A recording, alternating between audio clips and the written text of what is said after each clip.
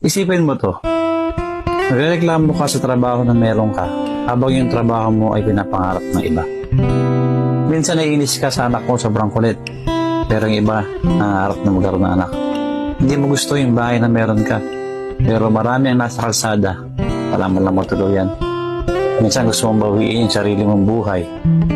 Pero yung iba, gagawin ang lahat para lang mabuhay.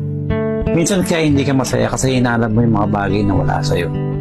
Alam mo, subukan mong tumingin sa paligid mo at makikita mo na napakadaming bagay na meron sa'yo na pinapangarap ng iba.